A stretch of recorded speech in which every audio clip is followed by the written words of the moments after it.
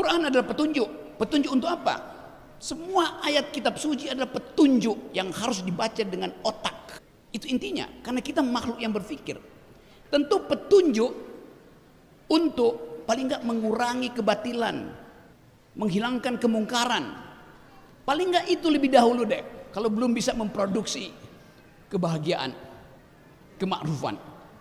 Bagian ini bukan ditugaskan oleh kitab suci pertama-tama pada rakyat, tapi pada negara. Penguasa harusnya paham ayat itu, amar ma'ruf nahi mungkar itu pertama ayat untuk penguasa. Kenapa? Karena mereka yang potensi untuk menghasilkan ketidakadilan, mereka yang potensi untuk merampas kebahagiaan. Itu ayat untuk para penguasa. Yang anehnya penguasa ceramain itu ke kita, terbalik-balik coba. Rakyat tidak punya potensi untuk berbuat ketidakadilan. Hanya negara yang berpotensi membuat ketidakadilan. Ini malam yang buat saya berbahagia karena diingatkan kembali fungsi dari persahabatan, fungsi dari keakraban. Dan itu membutuhkan permenungan. Nah, di dalam permenungan itu kita tidak boleh sekedar memakai rasio, reason dalam bahasa Inggris.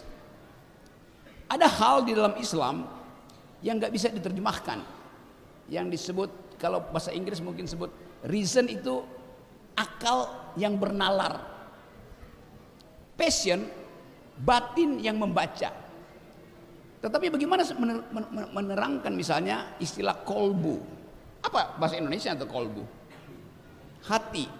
Tetapi bukan hati yang ada bentuk fisiknya yang bisa sakit hati itu.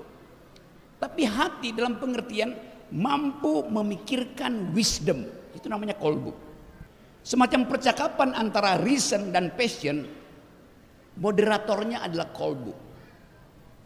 Otak kita menghendaki pikiran rasional, matematis. Batin kita namanya passion menghendaki hal yang emosional. Kolbu berupaya untuk memahami tegangan antara reason dan passion. Filosofi di dalam teologi muslim bilang begitu tuh. Kan itu susah untuk menerangkan bahwa ya sakit kolbu, nggak ada sakit kolbu. Yang ada sakit otak dan sakit jiwa. Kolbu adalah obat. Tempat ketika kita letih di dalam pikiran, kita berhenti dan minta kolbu itu bicara. Ketika kita emosi, kita berupaya tekan emosi itu, dan itu adalah hasil kerja kolbu. Bagian yang suci itu yang hilang dari bangsa ini. Kehilangan kolbu itu lebih bahaya daripada kehilangan akal dan kehilangan batin.